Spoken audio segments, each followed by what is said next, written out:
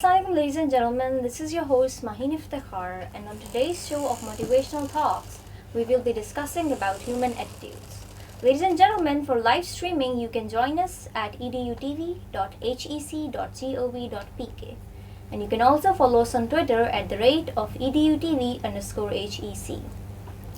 Ladies and gentlemen, today I have a very respectable guest with me. His name is Brigadier Retired Syed Ashfaq Ali, Satara Imtiaz Military, who is also the HOD of English Department. Assalamualaikum, sir. How are you? Walaikum assalam. Thank you very much. Sir, my first question from you would be, how would you define the term attitude? Right, attitude, if we look at it, it has got three components. One is related to feelings, the other is related to your intellect, and the third is your behavior. In psychological terms, we call the feelings part as the affective approach. Then, as far as intellect is concerned, we call it the cognitive approach. And as far as behavior is concerned, we call it the conative approach. So these three things shape the attitude, or these are the three active components or main components of attitudes. But out of these three, the most important is the feeling part of it. How do you feel about something, about an object, about a thing, about a subject, about a situation? So that is the most powerful ingredient out of these three. Sir, why do you think it is so important? Why is attitude so important? Now, attitude is important from this angle that if we look at the history of human beings, we will be talking about it in greater detail later on also. But what you must remember at this point of time is that when we talk about the human history, then we find that people were punished on account of both the actions that they committed and also because of their attitudes. Bad attitude. Bad attitude, wrong attitude. Now, for example, Bani Israel was told not to catch fish from the river on Saturdays. So what they did, they started digging channels along the riverside, and they would trap the fish on Saturdays and take them out on Sundays. They were trying to be clever with God because they thought that this way they are obeying the orders, whereas they were actually flouting the orders and making fun of those orders. And so they were turned into monkeys because of their wrong attitude. Because they, in a way, they were trying to perform and act upon the orders, but actually they had a very wrong attitude. They were behaving in a manner which was not at all liked by God Almighty. So attitude is, you see, the intention and the feeling that you have for something. Now they felt that they could trick God this way. But God can't be tricked.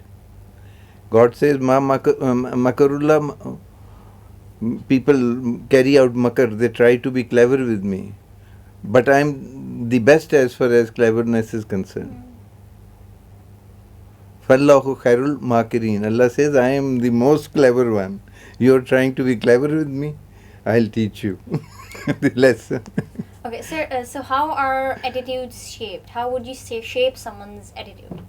Attitudes are shaped by all those who are in a position to give us information and who are in a position to give us reward and punishment.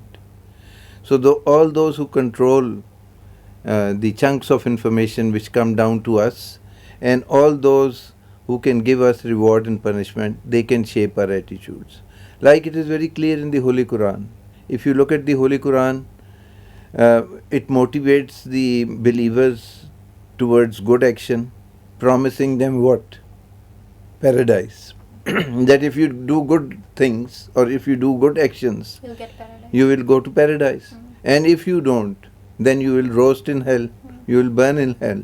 So, punishment and rewards and punishments, they also in a way affect your attitudes.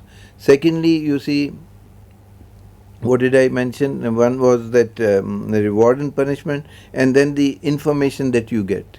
Now, if you are educated enough, then you will develop the right attitudes, because as they say that honesty is the best policy. An intelligent person knows that if he applies this formula in life, he will be successful. So it is because of his knowledge that he has come to this conclusion, that if one is honest, he will get the reward, though it may be slightly delayed, but in the ultimate analysis, it will pay off. So first thing is the concept of reward and punishment, and second is, you see, your knowledge. Then many other things also come up, like you see, as you grow up in life, sometimes your attitudes undergo changes because of the people you come in contact with, the media, etc. Like we talked about character building last time. Yes. Character building, one important part of character building was attitudes, shaping up of attitudes. So parents come in, then teachers come in, then friends come in, then media comes in, society comes in, the environment plays a definite role, and by environment is meant the society, the prevailing situation. All these things in a way determine and shape your character Okay, sir, and your attitudes. Yes. So, sir, what do you think are the common wrong attitudes? The Quran is very explicit in defining attitudes. When we come to the study of the Holy Quran, in Surah Dahr it is given, Inna hadaynahu sabila, imma shakiran wa imma kafura. Okay, we have given you the guidance, now it is up to you to be grateful or ungrateful. So the most basic attitude is that of gratefulness. If one can adopt this attitude, many things open up for him, many vistas open up in life. Because in the Quran it is also stated that if you are thankful for the gifts that I have given you, Blessings that I've given. and the blessings that I have given you, I'll add more to them. وَإِن شَكَرْتُمْ لَأَزِيدَنَّكُمْ. If you are grateful, I'll add more gifts and blessings in your life. So if one can develop this attitude of gratefulness, and one should not have the attitude of complaining and always cribbing, कि ये भी मुझे नेमत नहीं मिले, मेरे पास ये भी नहीं है, मेरे पास वो भी नहीं है. तो अगर आप कंप्लेन ही करते रहते हैं सारा वक्त, तो why should the Creator give you something more? Because you are all displaying a negative attitude. ठीक है ना. इसी तरह अगर आप घर में कोई गिफ्ट लेके जाएं अपने छोटे बहन भाइयों के लिए, और वो आपस में लड़ने लग पड़े, उसको आपने बेहतर दिया, मुझे कम बेहतर दी है, तो आप अगली दफ़ा सोचेंगे कि मैं लेके ही ना जाऊं. या अगली दफ़ा आप लेके गए हैं तो उन्होंने बेहतर एक रवैया शो किया है. एटीट्यूड को हम रवैया भी कह सकते हैं. तो अगर उन्होंने बेहतर एटीट्यूड शो किया है, दे come and hug you and they thank you, तो you feel inclined to bring more gifts for them next time when you come home. Yes, sir. Okay, sir. Is there a relationship between abstract qualities and attitudes? हाँ, ये बड़ा important सवाल है, क्योंकि हम जिस वक्त बात करते हैं एटीट्यूड्स की, तो basically we are talking about abstract virtues because और abstract qualities, because when we talk about cowardice, it's an abstract quality, but it is also an attitude. कोई बुज़दिल है तो इसको खुदा के अलावा दूसरे का खौफ है, तो ये उसका एटीट्यूड है टुवर्ड्स लाइफ. इसी तरह अगर कोई बहादुर है तो उसको खुदा का खौफ है, सिर्फ दूसरों का खौफ नहीं है. तो ये सारे एटीट्यूड्स ही हैं. अब इसमें एक अलहदा सवाल उभरता है कि इसकी इंटेंसिटी कितनी है एटीट्यूड की, क्योंकि एटीट्यूड जो है वो हम उसको मेजर तो नहीं कर सकते, मगर उसका एहसास कर सकते हैं. मेजर क्वांटिफाई नहीं कर सकते इन द सेंस के हम कहें कि इतने किलो इसमें शुजाअत है या बहादुरी है, ठीक है जी, और इतने किलो इसमें डेफिशिएंसी है अगर ये बुज़दिल है. तो इसको मेजर उस तरह नहीं कर सकते, क्वांटिफाई नहीं कर सकते, but we can assess and evaluate and जज द डिग्री. फॉर एग्ज़ाम्पल, रसूल पाक सल्लल्लाहु अलैहि वसल्लम के जब दांत शहीद हुए जंग ओहद में, तो जब ख़बर हज़रत अवैस करनी को पहुंची तो उन्होंने शिद्दत गम से अपने दांत तोड़ दिए पत्थर लेके, کہ نبی پاک کے دانت شہید ہوئے تو میرے کیوں دانت ادھر موجود ہیں. اب یہ دیکھیں نا, یہ اس کا ڈگری آف لو ہے نا, تو we can at least catch a glimpse of the intensity of that. ہم تو افسوس کریں گے تھوڑا سا کہ یار یہ بڑا برا ہوا, یہ نہیں ہونا چاہیے تھا, کاش ایسا نہ ہوتا. تو اس کا مطلب ہے کہ جو ہماری جو ڈگری آف لو ہے وہ نسبتاً بہت کم ہے. لو تو ہے مگر اس کے لیول جو ہے وہ ذرا کم ہے. تو یہ مطلب ہے ایٹیچیوڈس کی اور ایبسٹریکٹ کوالٹیز کی جس وقت ہم بات کرتے ہیں تو اس کے مختلف لیولز اور ہیں جن کا ہم ادراک نہیں کر سکتے, because we do not have anything quantifiable, معیار نہیں ہم کر سکتے. مگر اللہ کے پاس تو ہر طرح کا اسکیل ہے. He knows how to measure it. Sir, how would you define Matrix effect in terms of attitude? Matrix effect کا مطلب ہے ایک کیومولیٹیو افیکٹ. اور اس کو میں ذرا تھوڑا سا ایکسپلین ادھر سے کر دیتا ہوں. یہ میں نے کتاب لکھی ہوئی ہے, اس کا ٹائٹل ہے دی ہائر اویئرنیس. اس کے اندر میں نے اس کو مزید ڈسکس کیا. تو یہ بیسیکلی میٹرک افیکٹ جو ہے it is based on the law of attraction, کہ whatever you have you attract the same thing. اگر آپ یو آر گریٹفل تو what will you attract? More gratefulness coming from people. ٹھیک ہے نا. آپ خدا کا شکر ادا کرتے ہیں, لوگ آپ جب ان کو کوئی سروس دیتے ہیں تو وہ آپ کا شکر ادا کرتے ہیں. تو اٹس اے میٹرک افیکٹس, یعنی whatever you send out the same you receive. ٹھیک ہے. تو if you send out love you will get love. If you send out hatred you will get hatred. So this is a metric effect کہ اگر آپ کا جو ہے negative ایٹیچیوڈ ہوگا تو نیگیٹو فورسز اٹریکٹ ہوں گے آپ کی طرف, because they want to grab hold of you. کیونکہ یہ تو ہمیں پتہ ہے نا, قرآن مجید میں جب ہمیں اللہ تعالیٰ نے وارن کیا ہے کہ ان الشیطان لکم عدو فاتخذہ عدوا, کہ شیطان تمہارا کھلا دشمن ہے, اس کو تم دشمن سمجھو. ہم بھول جاتے ہیں کہ کوئی دشمن بھی ہے ادھر. تو جیسے کوئی once we send out negative energies اور وائبریشنز تو دے اٹریکٹ سملر وائبس. ٹھیک ہے. تو this is the matrix effect کہ what goes around comes around. comes back to you. What you send out comes back to you. Okay, sir, there's this term called blindfold effect. Can you tell us a little about it? ہاں جی, اس کو بھی اگر آپ دیکھیں with reference to قرآن پاک, تو قرآن پاک میں ایک آیت ہے جس کا ترجمہ کچھ اس طرح ہے کہ آنکھیں اندھی نہیں ہوتی, دل اندھے ہو جاتے. تو پھر جو اندر کی آنکھ ہے نا, جو دل کی آنکھ ہے, وہ نہیں دیکھ پاتی جب آپ کے نیگیٹو ایٹیچیوڈ, آپ ناشکر گزاری کر رہے ہیں اختیار, آپ ڈس ریسپیکٹفل ہیں, آپ ڈس اوبیڈینٹ ہیں, تو آپ نے سارے نیگیٹو ایٹیچیوڈز اکٹھے کر لیے, اور اس کے ساتھ ساتھ جو پھر ان کے ساتھ ایڈ آن ہو رہا ہے, اس کے بعد ایک اینڈ پہ کیا ہوتا ہے رزلٹ, کہ پہلے تو آدمی غافل ہوتا ہے. کیونکہ ایک فرمان ہے حضرت مولا جی کا کہ جو ایمان ہے اس کے 4 مضبوط ستون ہیں, اور اسی طرح جو کفر ہے اس کے بھی 4 ستون ہیں.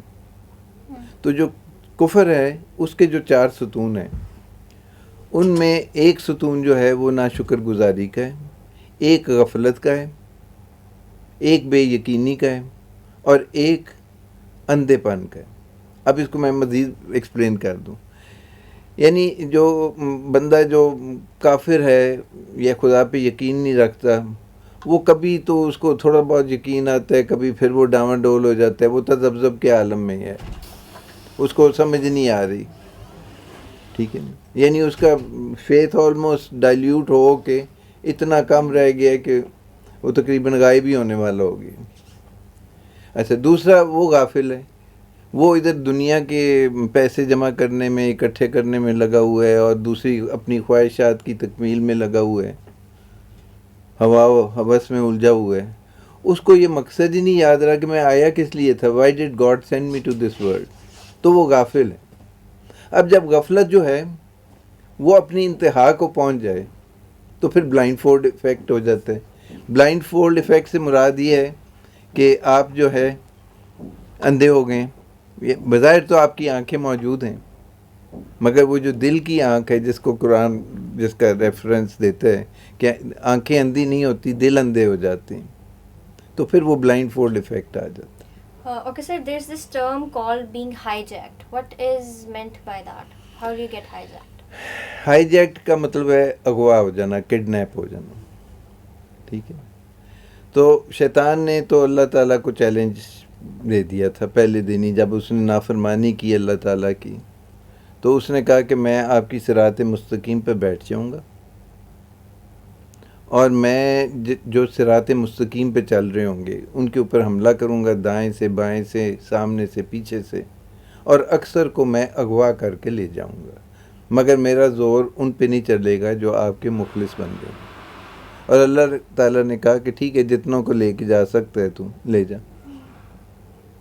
ٹھیک ہے, تو اس میں نظر کیا آیا ہمیں کہ جیسے کہ آپ کا نیگیٹو ایٹیٹیوڈ ہے تو آپ نے نیگیٹو انرجیز کو اٹریکٹ کرنا شروع کر دیا, تو پھر آپ آسانی سے کڈنیپ ہو سکتے ہو by the negative energies, by the negative forces.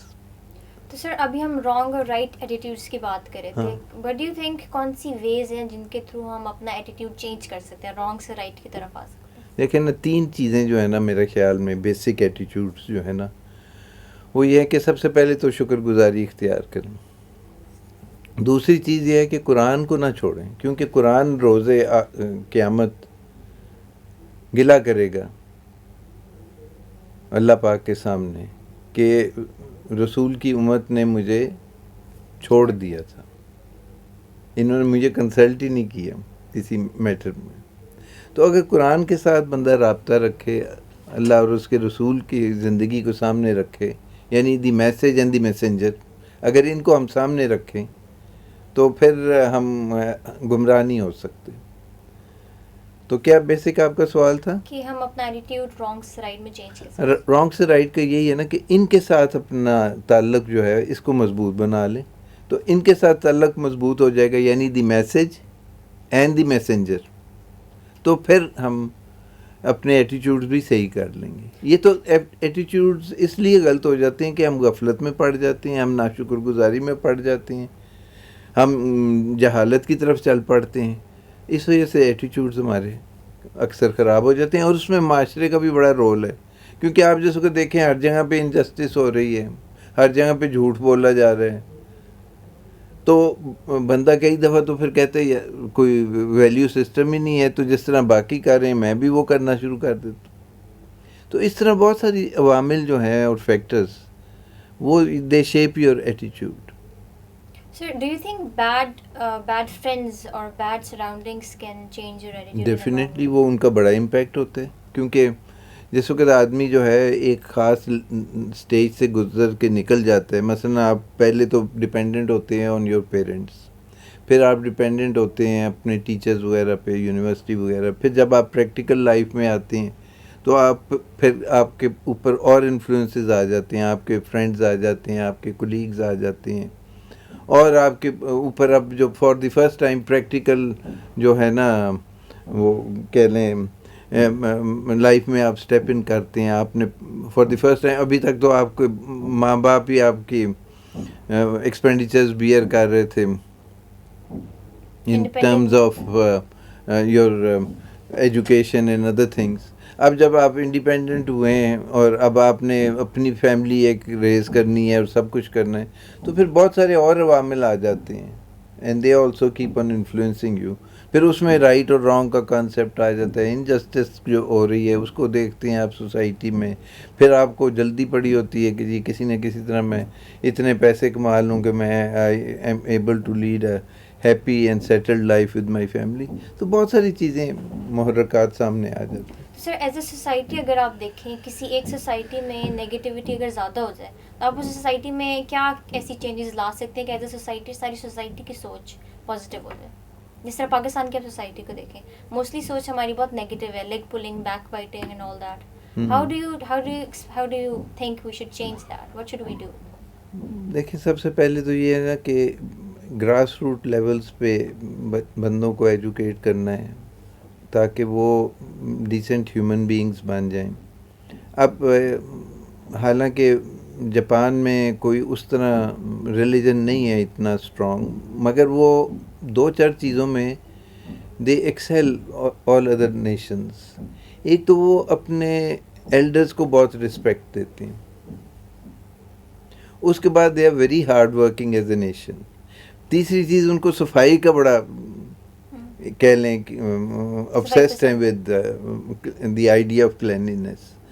اب ان کے کچھ فلاسفرز ہیں، ایک تو ان کا جو ہے وہ کنفیوشیس ہے جس نے ان کو کافی افیکٹ کیا ان کی سوسائٹی اور ان کی سوچ کو. ایک ان کا ٹاؤ ہے، یہ ان کے فلاسفرز ہے کیونکہ وہ they are respectful towards their elders, تو ان کی ٹیچنگز کو بھی وہ سیریسلی لیتے ہیں. ہم جو ہے نا we are proud to be Muslims but we are not practising Muslims.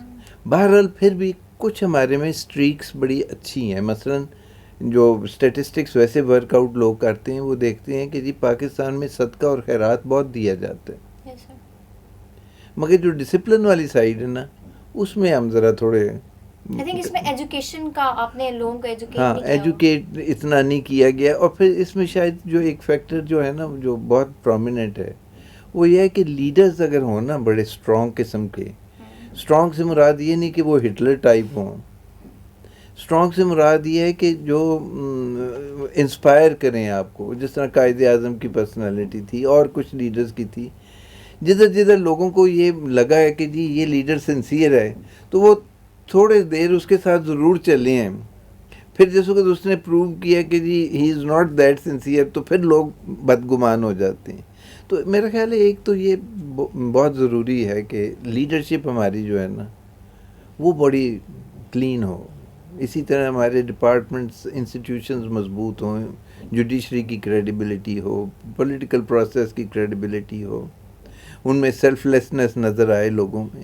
تو وہ جس طرح علامہ اقبال کہتے ہیں کہ بڑی زرخیز ہے، ذرا یہ نم ہے، اس کو تھوڑی سی نمی چاہیے مگر مٹی بڑی زرخیز ہے. تو I think leadership plays a very important role. Sir as a society اگر آپ ایک نیگیٹو وے میں جا رہے ہو اور آپ اپنے لیڈر سے کچھ سیکھ نہیں رہے، ڈو یو تھنک کہ لیڈرس کو فورس سے پاور سے سکھانا چاہیے لوگوں کو کہ لیڈرس شوڈ بی نائس؟ میرا خیال ہے تھوڑا سا فورس یوز ہو جائے تو کوئی بری بات نہیں ہوتی، کیونکہ بہت ساری جو آپ کو ملتی ہیں یلو ریسز والے، ان میں ذرا تھوڑی سی سختی ہے، تو سختی کی وجہ سے قوم سدھری ہوئی ہے تھوڑی بہت. I am not advocating dictatorship nor am I idealizing that, مگر a bit of firmness is always necessary. ٹھیک ہے آپ مطلب بہت آٹوکریٹک نہ ہوں مگر فرم تو تھوڑے بہت ہوں. ہم میں فرمنس بھی نہیں ہے، ہم لحاظ بلیوز کر لیتے ہیں، ٹھیک ہے نا، تو تھوڑی سی فرمنس کام دکھا سکتی ہے. Sir, can you give us some examples from our history that about people who changed their attitudes or people who caused people to change their attitudes? Examples from our history.